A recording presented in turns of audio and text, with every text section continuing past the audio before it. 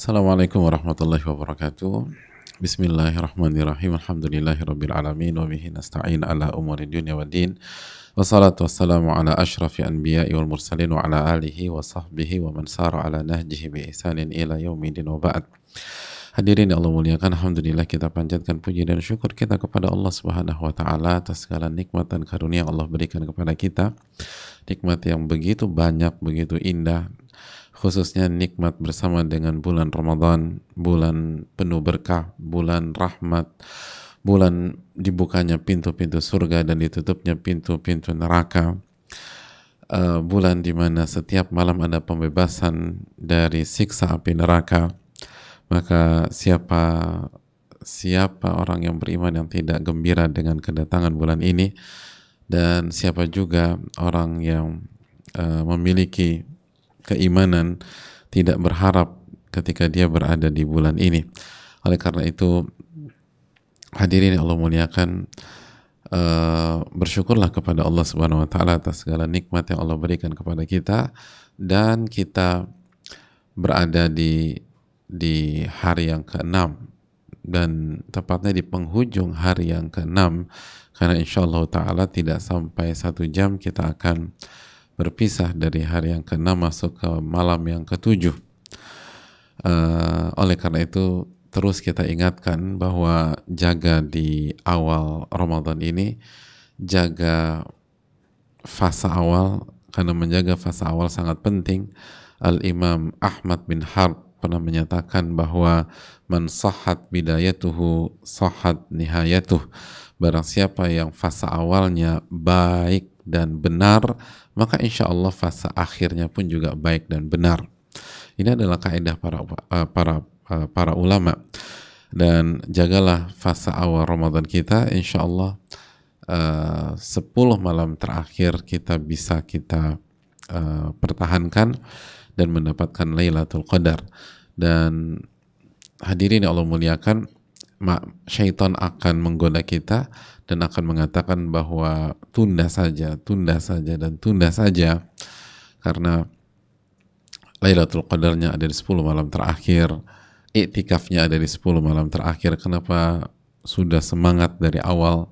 Dan itulah permainan syaitan dari dulu.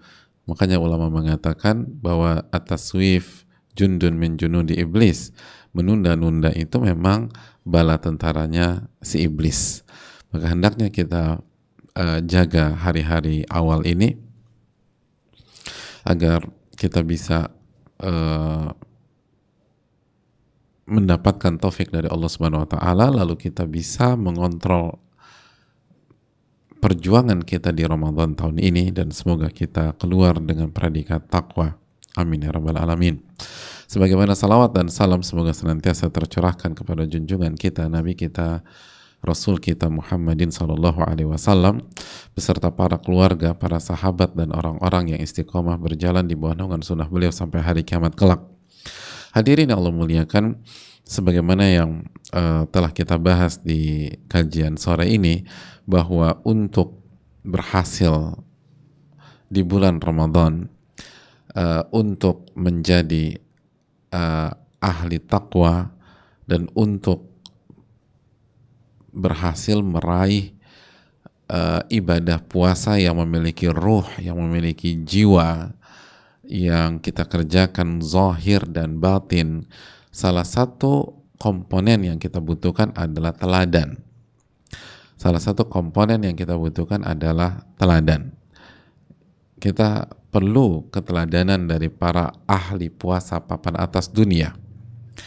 Kita perlu keteladanan dari ahli papan atas dunia, bagaimana mereka menjalani hari-hari mereka, bagaimana ibadah mereka, bagaimana amalan hati mereka, bagaimana mereka melihat puasa, dan bagaimana mereka mengejawantahkan di dalam kehidupan mereka, bagaimana puasa itu menjadi darah daging yang tidak bisa dipisahkan dengan diri mereka. Itu yang salah satu komponen yang kita butuhkan.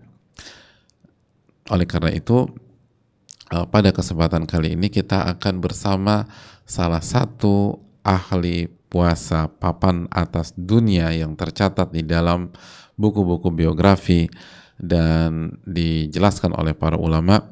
Ini nama sudah tidak asing lagi, nama yang begitu dekat dengan Nabi kita Shallallahu Alaihi Wasallam, nama yang direkomendasikan oleh Nabi kita SAW untuk kita teladani, untuk kita ikuti setelah beliau wafat.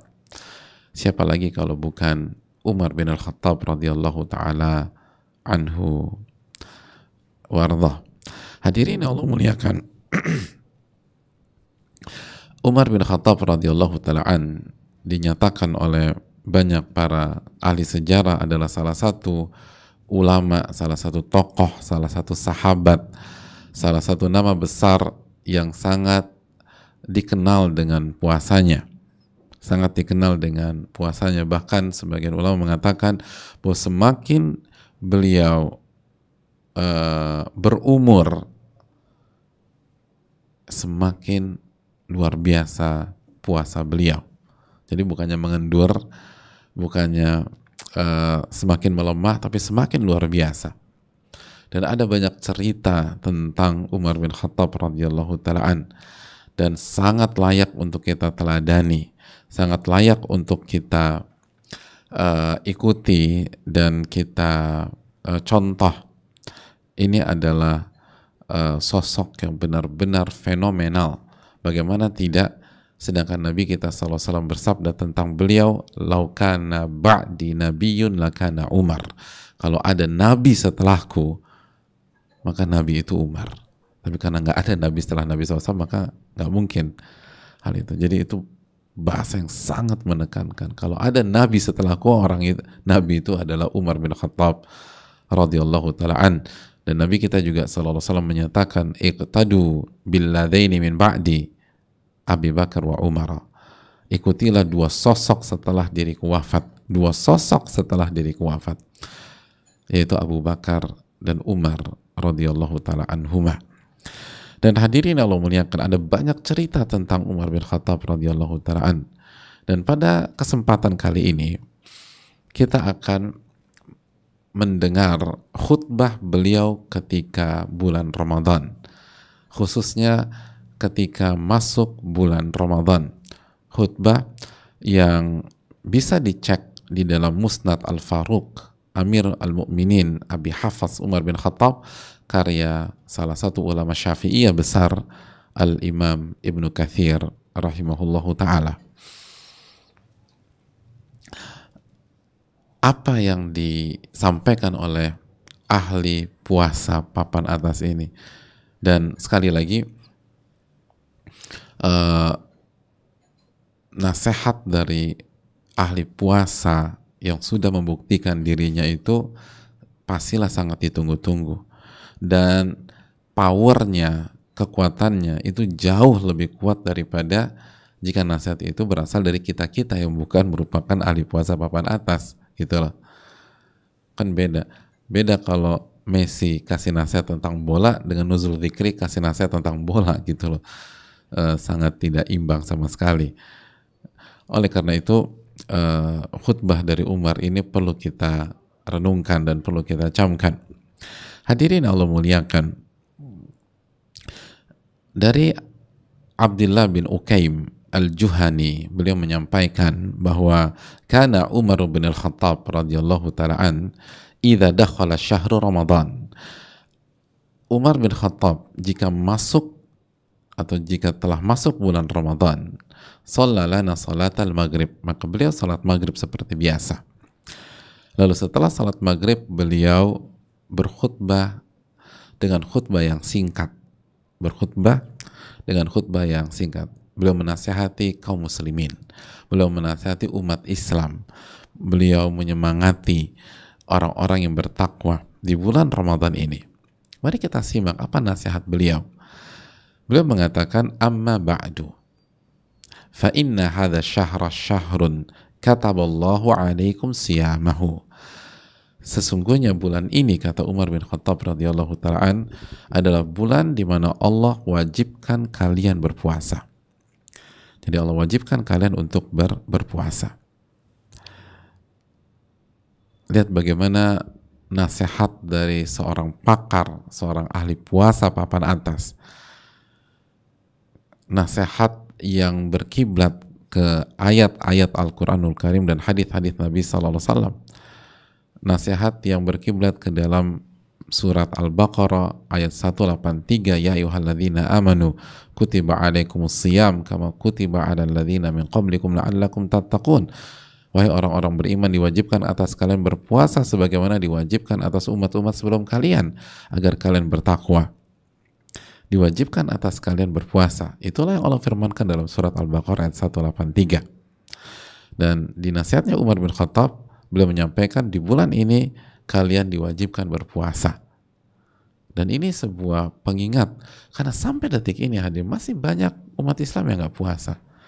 Masih banyak orang yang dengan mudah makan dan minum.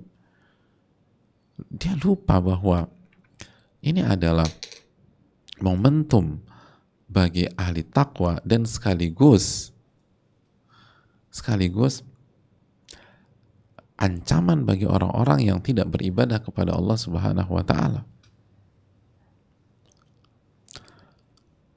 Oleh karena itu, maksimalkan bulan ini, berpuasalah, bertobatlah kepada Allah Subhanahu wa Ta'ala. Mumpung masih di hari awal, masih ada waktu, mintalah pertolongan kepada Allah. Mohon ampunlah kepada Allah kalau kita tidak berpuasa misalnya di hari pertama atau hari kedua atau hari ketiga atau hari keempat, atau kemarin, hari keempat, atau mungkin hari ini. Ini adalah bulan di mana kita wajib berpuasa. Walam yaktub alaikum qiyamahu. Lalu Umar melanjutkan, dan Allah tidak mewajibkan qiyamul lailnya atas kalian. Man istata'a minkum an yaquma fa innaha min nawafilil khairi allati qala Allah Ta'ala. Dan Umar mengatakan bahwa tapi Allah tidak mewajibkan qiyamul lail di bulan ini. Allah tidak mewajibkan taraweh. Jadi Umar ingin menundukkan bahwa yang diwajibkan adalah puasa. Adapun taraweh itu tidak wajib.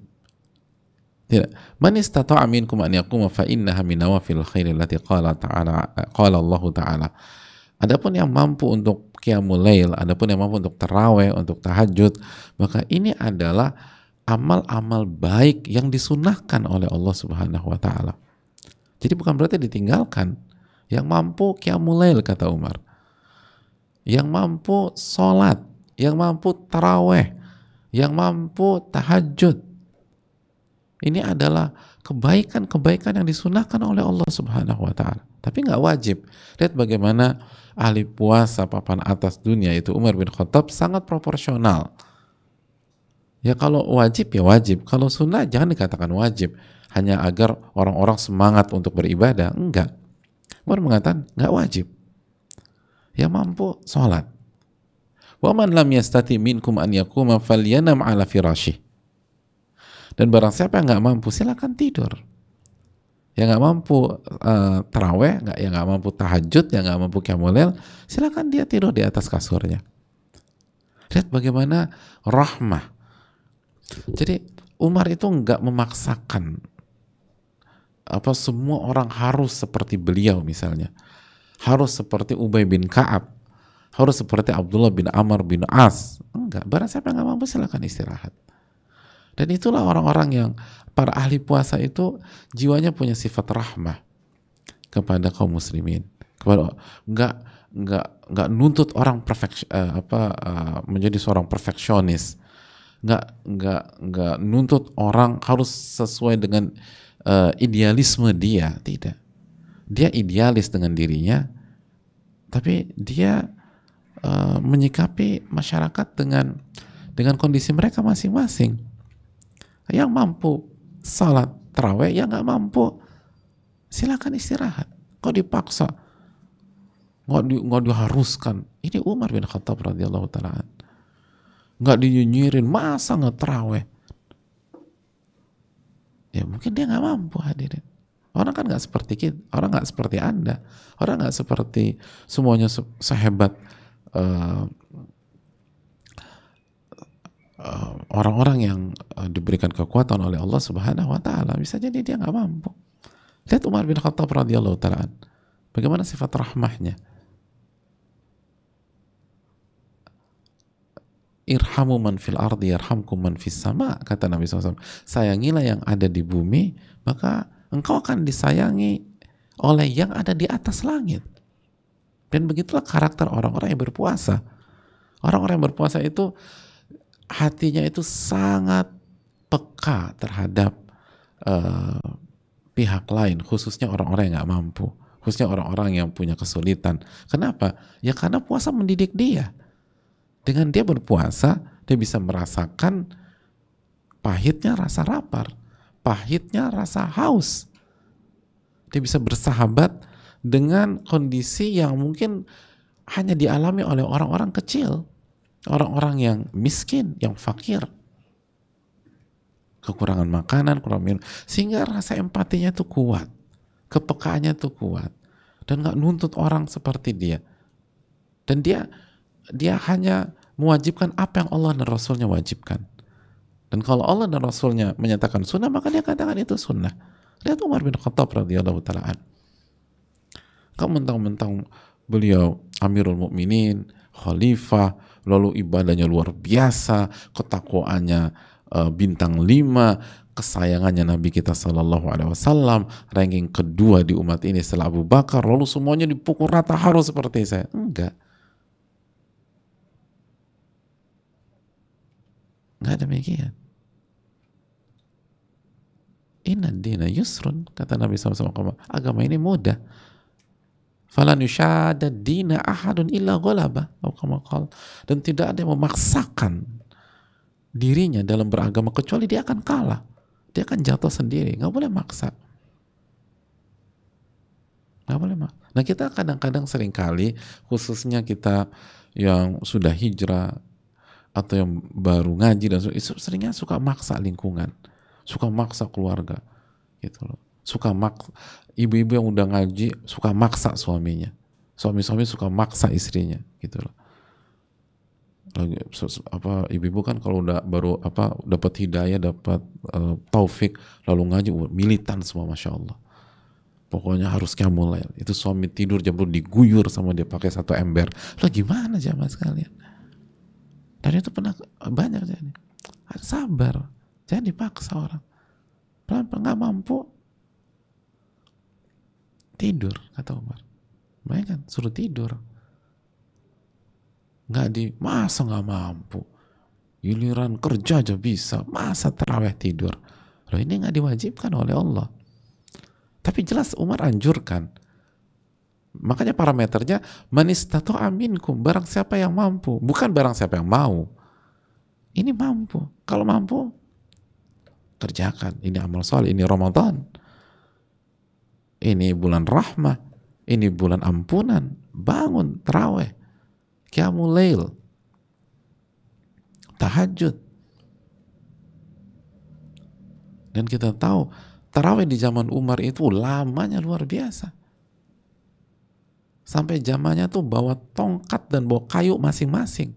Tawuran Pak Ustadz? Bukan. Bertumpu. Kalau nggak roboh saking lamanya. Subhanallah. Jadi bawa tongkat gitu lah. Beda, memang beda. Kita nih masih kita bawa apa? Bawa botol minum gitu. Kita belum sampai bawa tongkat, kita masih bawa botol minum, bawa snack, bawa korma gitu loh. Bawa handphone. Dulu tuh bawa kayu, tapi Umar nggak maksa. Dan masyarakat pada saat itu pun tidak memanfaatkan khutbahnya Umar bin Khattab juga, karena mereka sama-sama jujur. Wah, kan kata Umar, kan bagi yang mampu bro, gitu, kita mau tidur aja. Loh, Umar bilang mampu, bukan yang mau kok.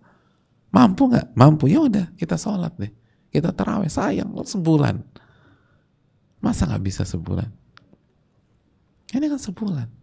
Allah nggak nuntut kita tampil di peak performa selama setahun kok, sebulan kata Allah. Ayyama ma'dudat, kata Allah dalam surat Al-Baqarah 184, hanya beberapa hari saja. Kata para ulama ketika mentafsirkan ayat ini 1 bulan rasa beberapa hari, cepat. Ini kita nggak terasa nih 1 pekan udah. Subhanallah. Emang maha suci Allah yang mampu buat semuanya.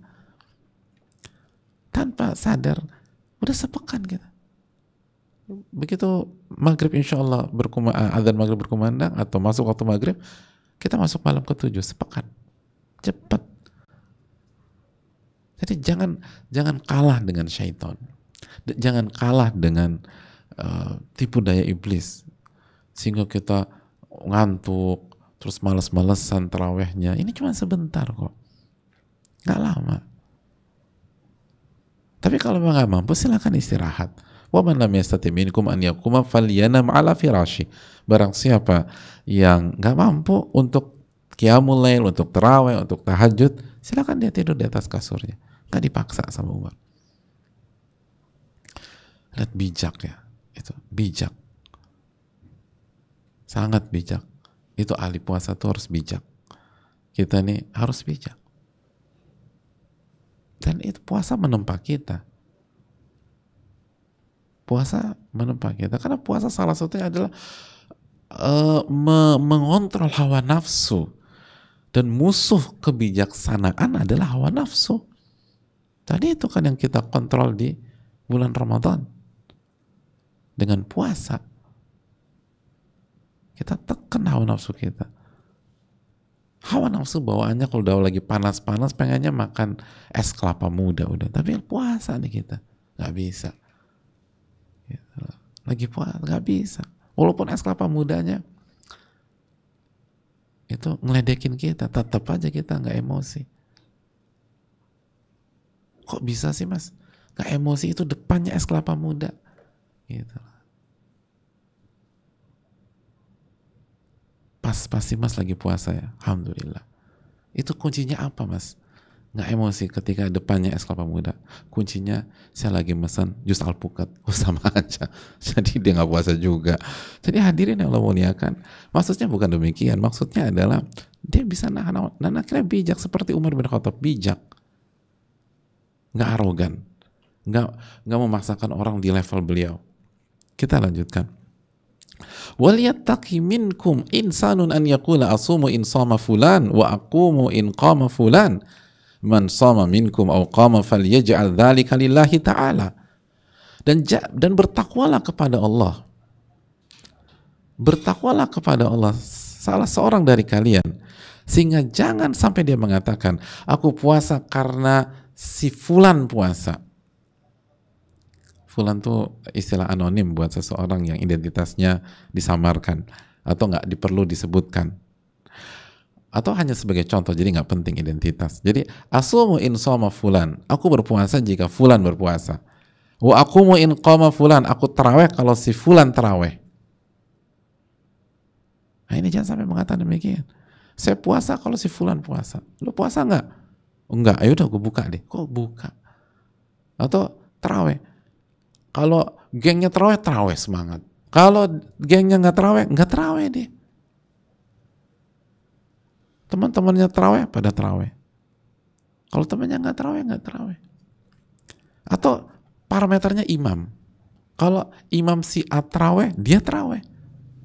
Kenapa? Cepat soalnya. Gitu. Wah ini favorit, masya Allah.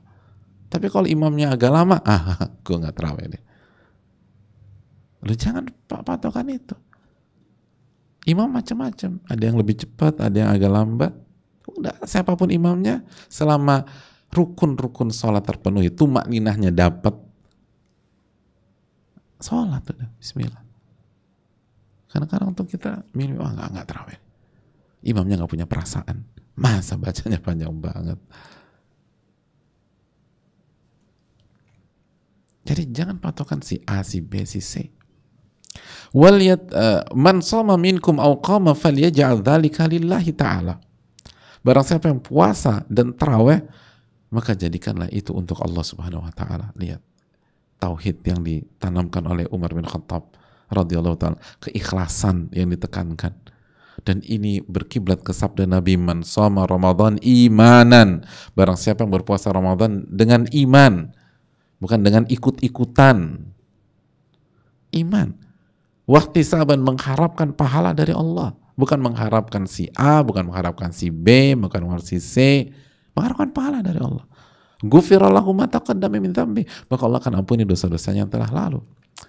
Lalu Nabi SAW menjelaskan, waman qama ramadhana imanan wahtisaban, dan barang siapa yang salat tarawih qiyamul lail di Ramadan karena iman, dengan iman, bukan ikut-ikutan, bukan seru-seruan, wahtisaban, dan mengharapkan pahala dari Allah, maka Allah akan ampuni dosa-dosanya yang telah lalu. Ini yang disampaikan oleh Umar bin Khattab radhiyallahu anhu ketika beliau berkhutbah di Ramadan. Kalau puasa, puasa yang ikhlas. Jangan karena si A, jangan karena si B. Kalau mau tarawih, jangan ikut-ikutan. Walaupun teman kita nggak ada yang datang untuk tarawih, nggak ada yang hadir, datang. Ya simpel aja jam sekarang. Ini ada pembagian duit 500 juta. Teman kita nggak datang. Emang kita kenapa nggak datang? Temen gue nggak datang. Lu ini 500 juta bro, dibagi-bagiin. Dia nggak datang, kita tetap datang. 500 juta dibagiin, kenapa tergantung orang? Ini puasa, ini taraweh, ini ampunan dari Allah. Lebih mahal daripada 500 juta. Ampunan itu lebih mahal daripada dunia dan seisinya. Itu anugerah dari Allah. Karena kalau kita diampuni, surga. Jadi kenapa tergantung orang? Ini menunjukkan, sekali lagi, Umar bin Khattab mengajarkan kepada kita tentang keikhlasan, tentang tauhid kepada Allah. Tauhid uluhiyah, hanya beribadah kepada Allah semata. Dan orang-orang yang berpuasa seperti itu, mereka punya prinsip. Mereka nggak terombang-ambing. Mereka nggak ikut-ikutan. Hidup mereka itu punya prinsip. Kalau ke kanan karena prinsip, kalau ke kiri karena prinsip. Bukan karena kanan karena orang-orang pada ke kanan semua. Kalau ke kiri karena orang-orang pada ke kiri. Hidupnya nggak ikut tren. Bahkan bisa jadi dia trendsetter. Bukan karena ingin tampil, tapi karena hanya mengikuti prinsip aja. Itu natural, secara otomatis. Hidupnya nggak ikut-ikutan. Dan itu yang kita inginkan. Salah satu hal yang kita inginkan dari madrasah Ramadan. Kita hidup tuh punya prinsip. Dan ini bisa kita terapkan setelah bulan Ramadan. Nggak kalau si A ke kanan, kita ke kanan. Orang pada tiarap, kita tiarap. Nggak demikian. Kalaupun kita sama dengan banyak orang, itu karena prinsip kita demikian, bukan ikut-ikutan. Jangan berpuasa karena orang, jangan tarawih karena orang. Itu nggak bagus. Dan ini ibadah. Ibadah kalau kepada selain Allah bisa jatuh kepada kesyirikan. Jadi puasa dan sholat itu karena Allah. Jangan kita tarawih karena imamnya gitu. Walaupun imam yang suaranya bagus itu Masya Allah. Itu disyariatkan. Taghni bil Quran itu dianjurkan. Membaca Al-Quran dengan suara yang sebaik-baiknya, semaksimal mungkin dianjurkan. Tapi kita sebagai makmum jangan.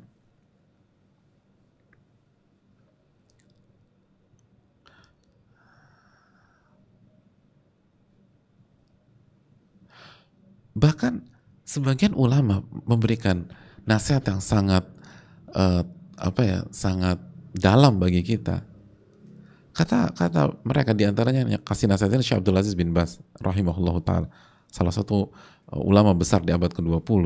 Beliau menyampaikan, apabila kita hanya menikmati bacaan Al-Quran dari imam yang bacaannya sesuai dengan selera kita saja, dan kalau bacaan imamnya kita anggap kurang enak, lalu kita nggak khusyuk, kita nggak fokus, berarti yang kita nikmati hanya lantunannya, bukan ayat-ayatnya, kata beliau.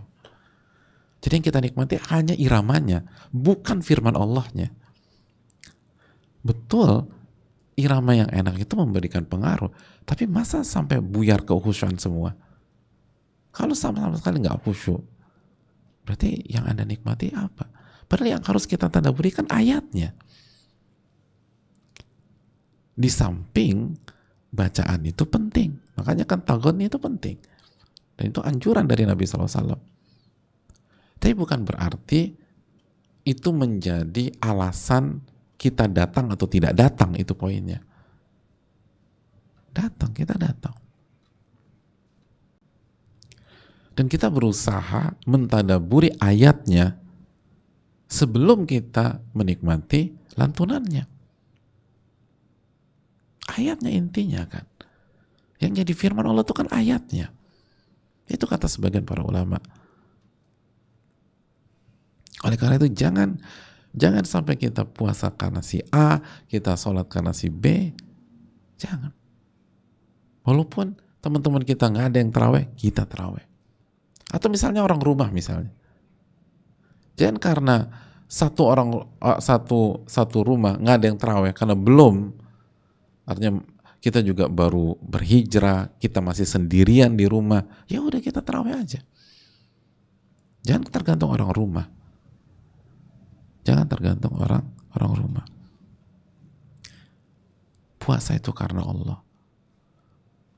Lalu tarawih itu karena Allah. Falyaj'al dzalika lillah ta'ala. Ini penting.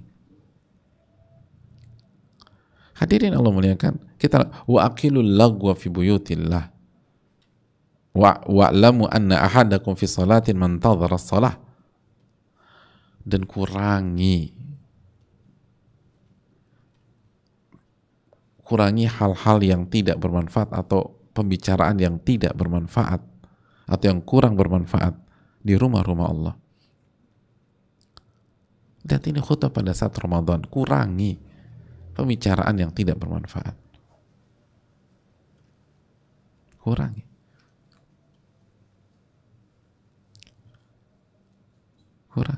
Kurangi pembicaraan yang tidak bermanfaat di masjid atau di luar masjid. Kalau di masjid apalagi jamaah. Dan ini bukan hanya di masjid aja. Min husni islamil mar'i tarkuhu ma la ya'ni, kata Nabi SAW. Salah satu tanda kebaikan agama seseorang, dia meninggalkan sesuatu yang bukan urusannya. Dia meninggalkan sesuatu yang tidak bermanfaat buat dia. Jadi orang-orang yang ahli puasa, kita nih kalau misalnya puasa kita sukses, maka kita setelah Ramadan nggak hobi stalking urusan orang lagi, nggak pengen. Nggak kepoin orang yang bukan kepentingan kita. Itu ahli puasa. Makanya kan kata Jabir, jika salah seorang dari kalian puasa, falyasum sam'uhu wa basaruhu wa lisanuhu. Maka puasakan pendengaran Anda, puasakan pendengarannya, puasakan penglihatannya, dan puasakan lisannya. Itu para ahli puasa tuh begitu. Itu para sahabat tuh demikian, dan ditekankan sama Umar bin Khattab. Ditekankan.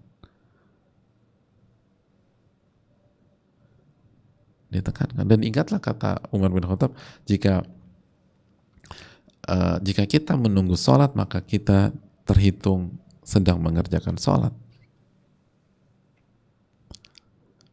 Jika kita menunggu sholat di masjid, itu sama saja kita sedang mengerjakan sholat, sebagaimana hadis Nabi SAW.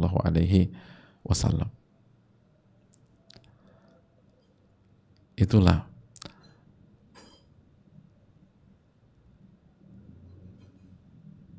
mayoritas khutbah Umar bin Khattab radhiyallahu taala anhu ajma'in.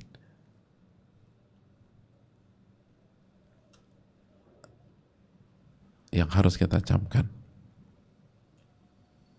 Umar menasih kita, jangan buang-buang waktu di Ramadan. Jangan banyak ngobrol. Jangan sibuk dengan hal yang gak penting. Waktu kita sedikit. Ayyama ma'dudat. Hanya beberapa hari. Jangankan ngurusin orang. Jangankan ngerjain hal yang mubah. Ramadan itu saking sebentarnya, yang sunnah aja harus kita kerjakan secara cerdas. Artinya kita harus buat skala prioritas. Saking singkatnya nih Ramadan. Jadi kok bisa kita sibuk ngurusin orang? ya nggak penting. Kecuali kalau kita ngurusin orang, kita bantu tuh orang, kita support tuh orang, kita kasih makanan berbuka, kita kasih infak, kita kasih sedekah, kita kasih hadiah. Tapi kalau ngurusin urusan orang yang tidak produktif, ngobrol ngalur ngidur lah, pengen tahu aja apa yang terjadi dengan orang lain, kok bisa itu loh? Wong sebagian amalan sunnah aja nggak sempet kita kerjakan di Ramadan. Padahal kita udah benar-benar totalitas, nggak sempet. Ini harus skala prioritas. Makanya udah jangan banyak bicara hal yang nggak penting. Ada waktu kosong baca Quran, ada waktu kosong buat kebaikan, ada waktu kosong ikuti kajian, lalu buat sesuatu yang bermanfaat, berzikir, perbanyak baca tasbih, tahmid, tahlil. Ada waktu kosong salawat, ada waktu kosong lagi salat sunnah mutlak. Gak ada waktu untuk ngurusin orang, jamaah. Gak ada waktu untuk mengerjakan hal yang gak bermanfaat. Ini Ramadan. Semoga bermanfaat, dan ini khutbah yang sangat menarik, dan kita lihat bagaimana para sahabat, para ahli puasa papan atas memberikan penekanan kepada kita. Semoga Allah memberikan taufik kepada kita. Subhanakallahumma wa bihamdika asyhadu an la ilaha illa anta astaghfiruka wa atubu ilaik. Rabbana taqabbal minna. Semoga Allah terima seluruh amal ibadah kita di hari ini dan di hari-hari yang lain. Assalamualaikum warahmatullahi wabarakatuh.